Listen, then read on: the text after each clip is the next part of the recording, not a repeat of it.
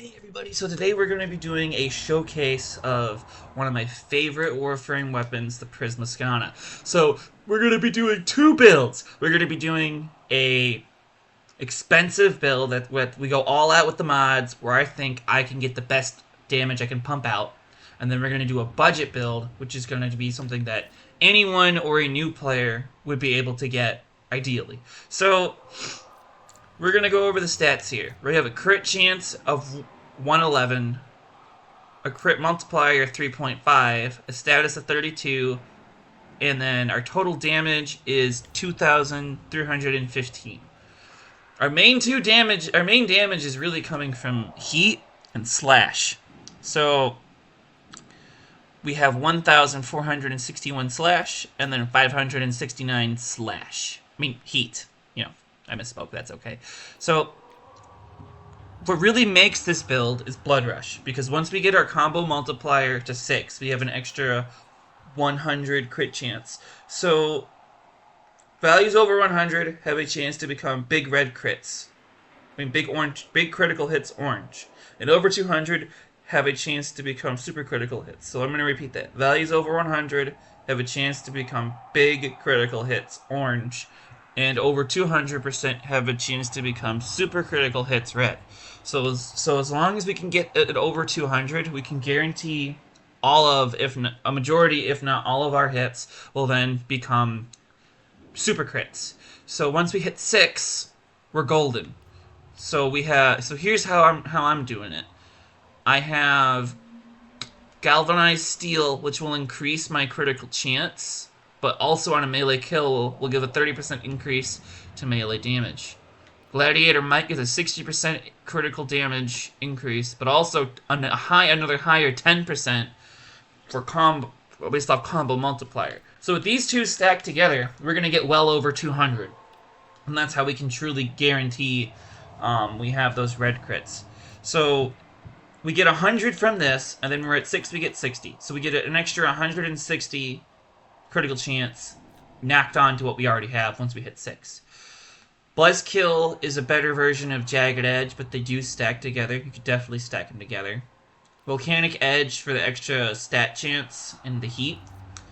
Bright Purity is just free melee damage for a Skana. It also is a new Loca mod, so you do have to be part of New Loca to get it, or you can go on Warframe Market to find it. And then you can load it into your Skana for a free 100% extra damage in a corrosive explosion. I like it because it's basically another free pressure point if you don't have a Riven. If you could put a Riven here, that would be better, but I don't have a Riven here to put.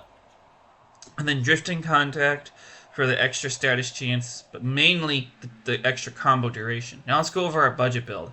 So I have two ways of showcasing off the budget build. Blood Rush isn't always something players are going to have access to, but it is something that they can have access to. Doesn't mean they won't. So instead of Blood Rush, I would put Reach if you don't have Blood Rush. This way you can hit more people. I'm also going to showcase what happens when you take off the stance. And when you take off the stance, this weapon can still definitely work and still put in some work even on Steel Path. So imagine what it can do on non-Steel Path. That's going to wrap up the mod showcase. I didn't really want to go too in-depth on the budget build because I explained how the stats worked on the main build. They work similarly, other than in this case we're going to have higher range and higher attack speed. And the reason for the higher attack speed is if we're doing less damage, you want to pump it out quicker.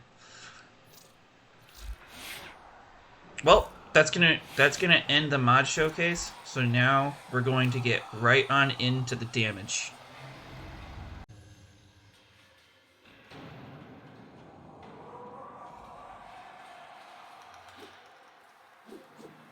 Hello everyone, and welcome to Lenny the Wise Gaming. Today we're going to be showcasing one of my favorite weapons in Warframe, the Prisma Skana. It's awesome because it's an upgraded version of one of the first weapons you get in the game, and I think it's really cool. It's come full circle. Today we're going to be showcasing a more expensive build and then a more budget build. And I do want to let everyone know who's watching the video, I'm definitely using the Incarnon version of this weapon. So that's going to beef up the stats a bit, and it's going to juice up the damage.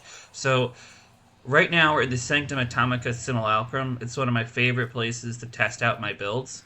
So we're going to go to the Simulacrum menu, and we're going to spawn in some boys. I always go on Steel Path, and I always do an Orokin battle group, and then I like to try some heavy Eximus units to really see how well my build is going to do.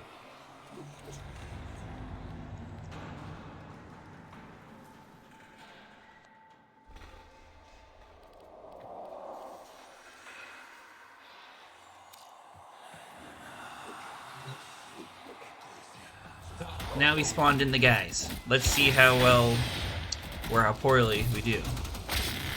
But I can assure you, this build is gas.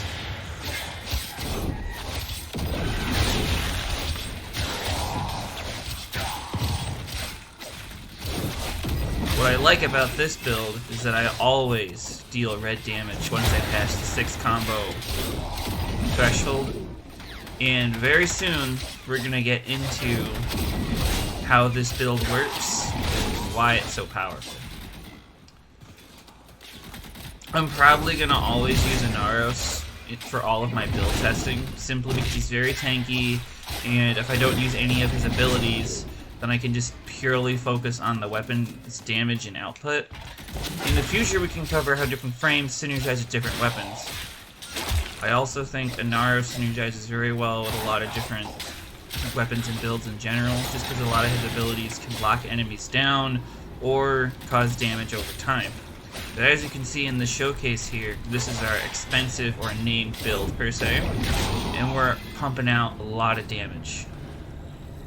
So now we're gonna go and we're gonna change out the build to our budget build, which is config B.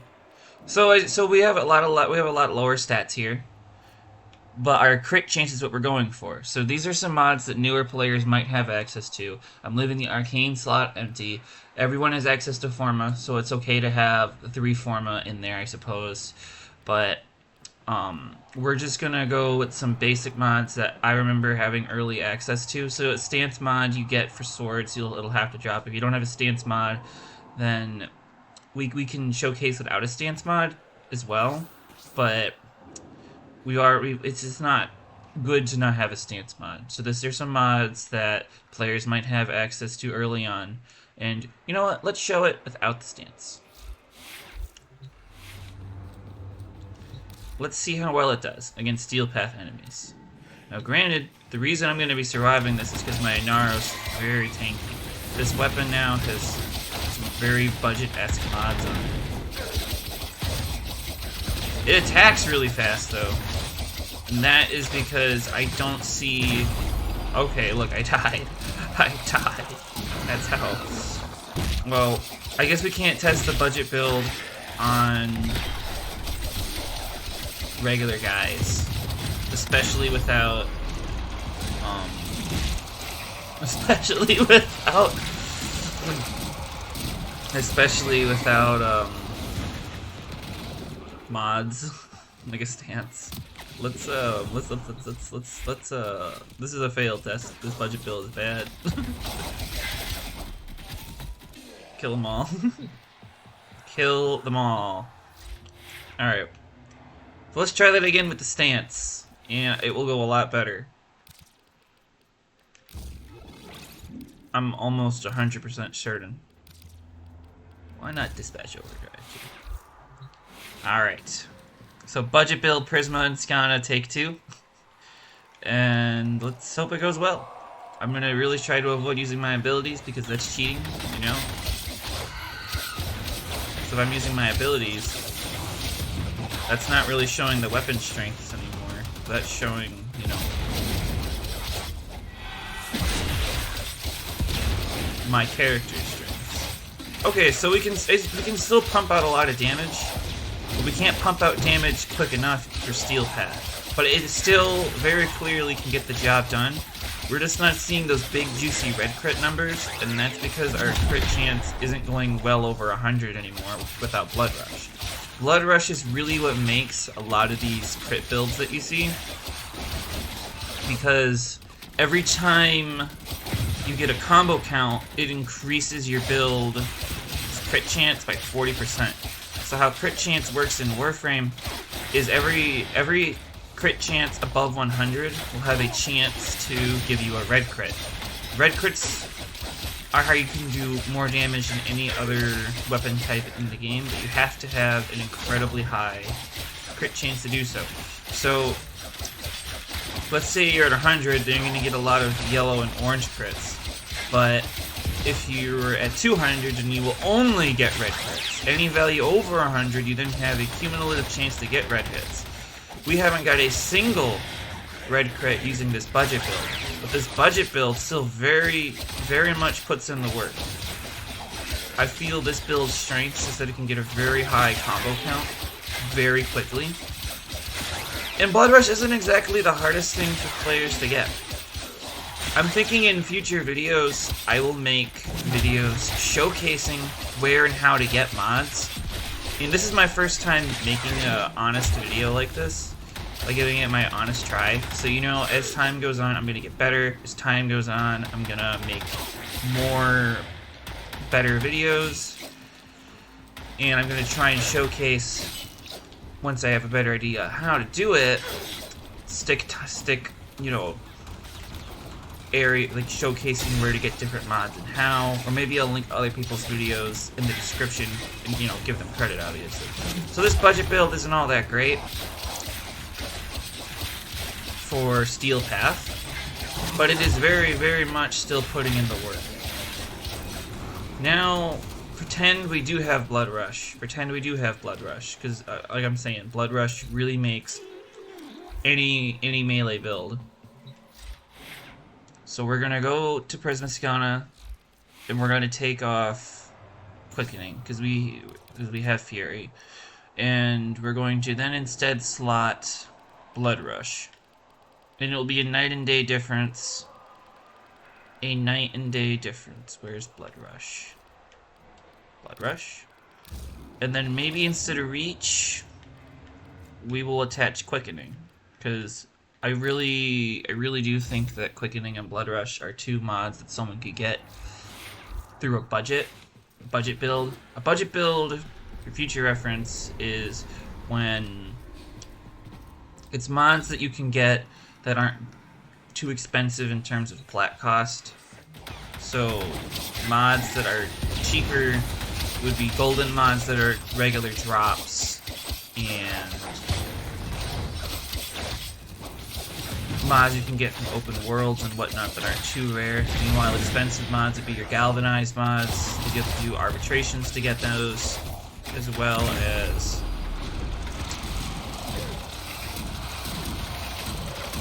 they're just mods that you wouldn't get through regular play usually. Despite the fact that I died here and I'm driving myself as a Naro, so we can do a quick run it back.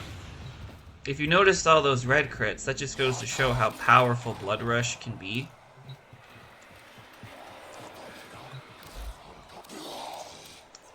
And Blood Rush is just quite simply one of the best mods for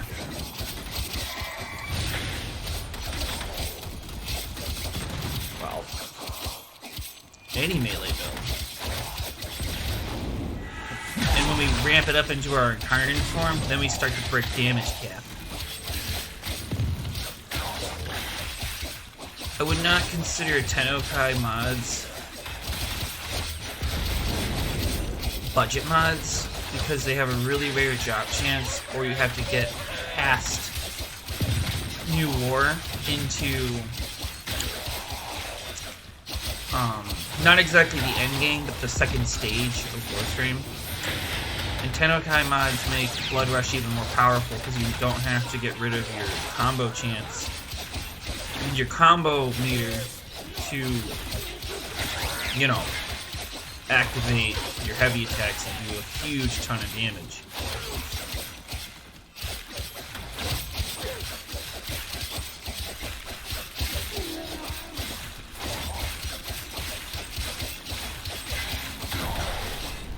So So just a little budget build going here with Blood Rush.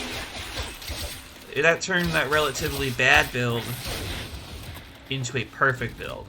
Blood Rush can really make or break any melee build that is going to be a crit build instead of a stat build.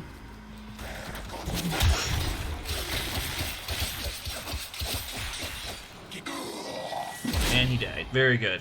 So now we're going to show off my favorite build that all my I call it the Emerald Sword to my friends, but anyhow, here it is. So the stats are very beefy, and we have rather expensive mods. So you have Buzzkill, Volcanic Edge.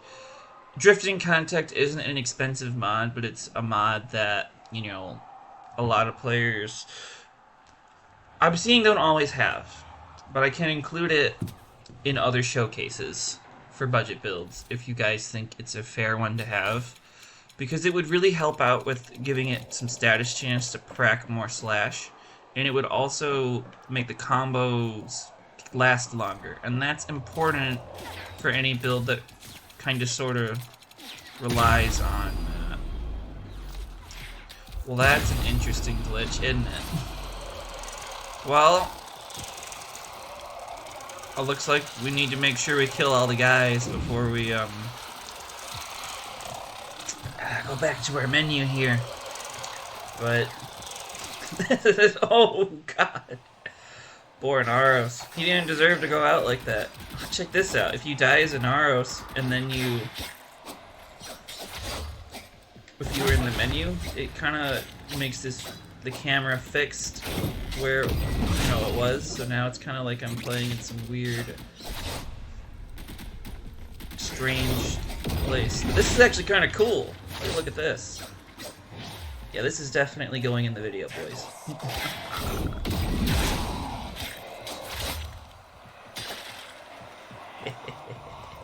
Alright. We can fix it, though, just by transferencing. Newer players won't be able to do that.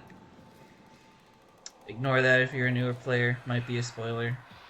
Depends on what you count as a spoiler. Alright.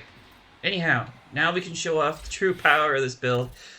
I do not think the budget build could handle all heavy units, but I do believe that this one can. I don't have a lot of scans, but I will definitely be making an effort to get scans. And lots of them. So, we're going to do Toxic Ancient Eximuses. We're going to do 10 Toxic Ancients, and then we're going to do 10 Heavy Boys. And we're going to see if they can stand up to my maxed out build. I just don't see the budget build being able to compete with the maxed out one. I might have to cheat and use my abilities here. Well, I have no choice. Looks like we're gonna give this one everything we got. Ah, they still got me, those damn Jade Lights. But this is why I love Inaros, because he can keep on bringing himself back up.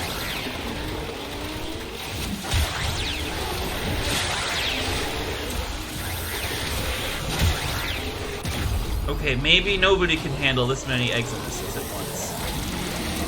That's okay. But I will definitely get myself back up one more time.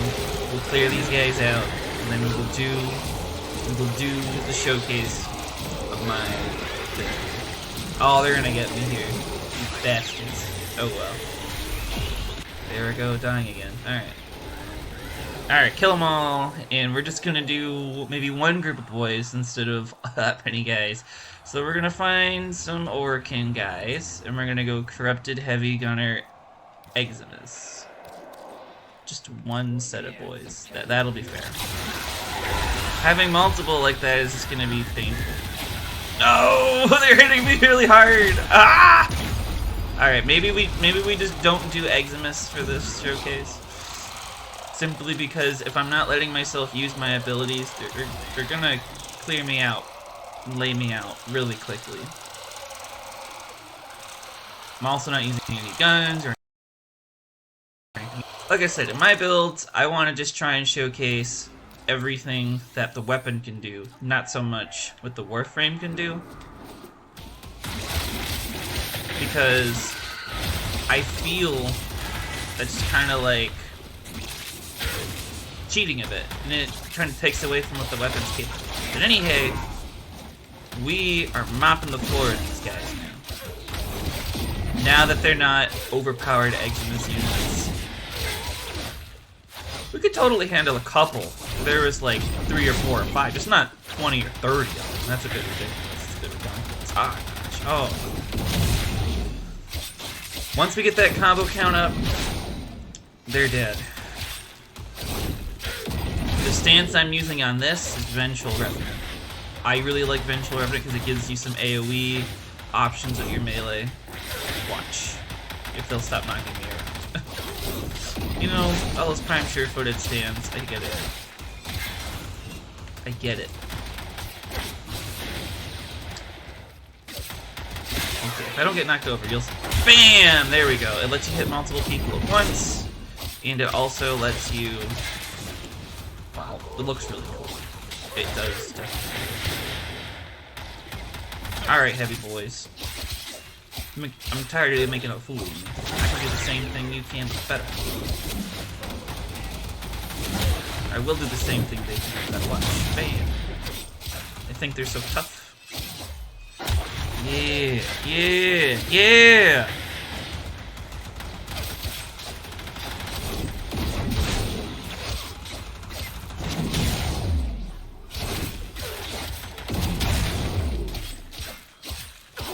I would say this would be the only Prisma Skana build you would need if you could get it like this.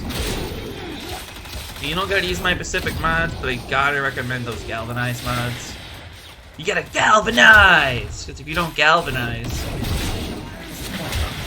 I mean, there's definitely lots of points about Galvanize mods, I'm not saying. I'm just saying, like, the end game of modding is to get your Galvanized mods.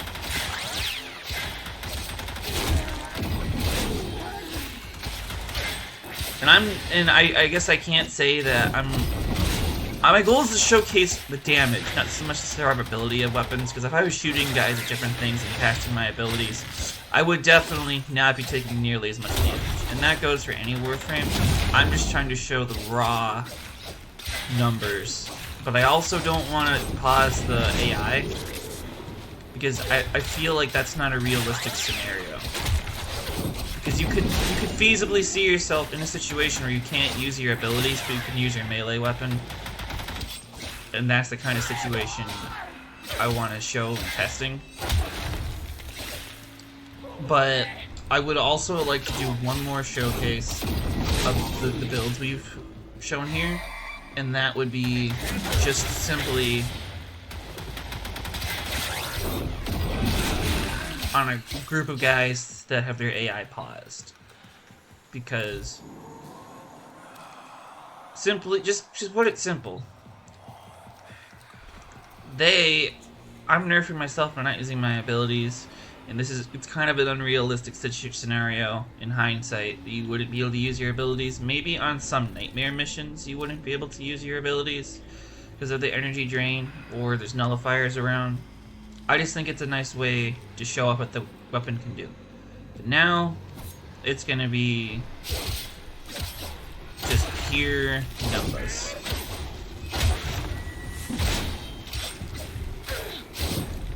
Pure numbers. Once we hit 6 with Blood Rush, it's an extra 100 status chance. I mean, critical chance, ignore what I said. So basically, it does 40 maxed out per, and if we have like 112-ish critical chance already, so now we're just always going to be doing red mega crits and hitting some rather insane damage numbers. Against guys who don't have resistances to slash, you can see millions upon millions of damage. I'll show you right now.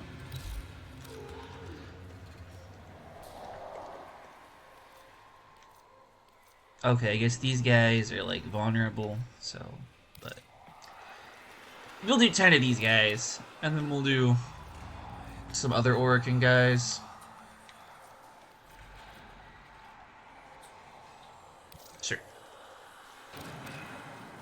Yeah, I like this. This is a good showcase. All right, let's roll.